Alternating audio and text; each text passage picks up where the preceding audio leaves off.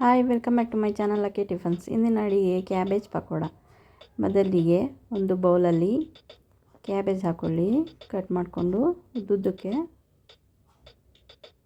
ನಾನಿಲ್ಲಿ ಒಂದು ಅರ್ಧ ಕ್ಯಾಬೇಜ್ ತೊಗೊಂಡಿದ್ದೀನಿ.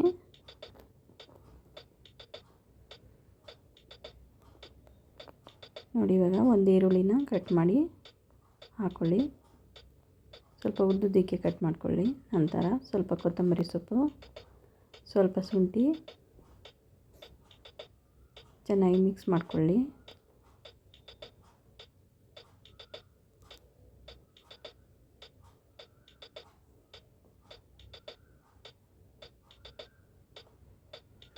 ನಂತರ ಒಂದು ಸ್ಪೂನ್ ಜೀರಿಗೆ, ಒಂದು ಸ್ಪೂನ್ ಓಂಕಾಳು,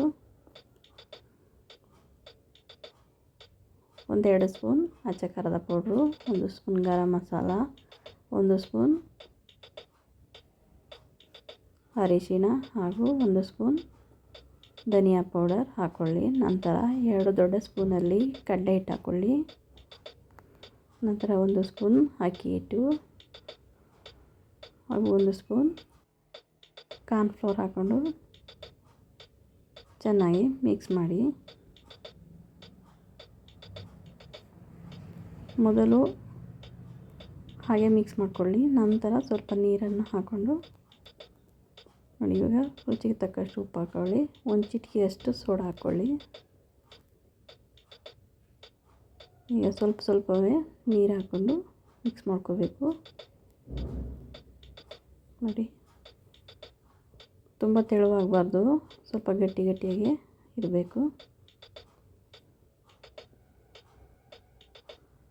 ನೋಡಿ, ಇವಾಗ ಇದೆ. ಒಂದು ಸ್ಪೂನ್ ಎಣ್ಣೆ ಹಾಕ್ಕೊಂಡು ಚೆನ್ನಾಗಿ ಕಲಸಿ ಒಂದು 5 ನಿಮಿಷ ಇಡಿ.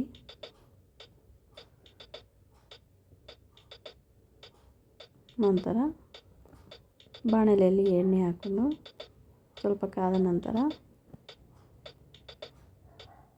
ಈಗ ಸಣ್ಣದಾಗಿ ಹಾಕ್ಕೊಳ್ಳಿ.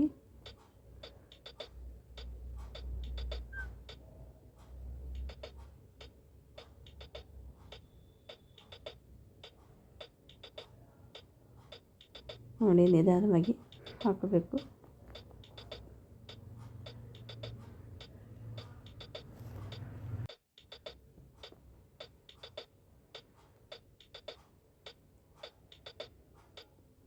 ನೋಡಿ, ಇವಾಗ ಇದೆ.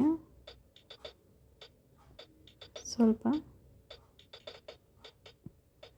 ನಿಧಾನವಾಗಿ ಬೇಯಿಸ್ಕೊಳ್ಳಿ.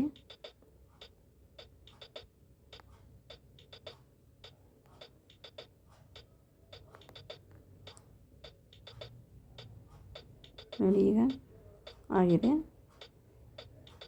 ಕ್ರಿಸ್ಪಿಯಾದ ಕ್ಯಾಬೇಜ್ ಪಕೋಡ.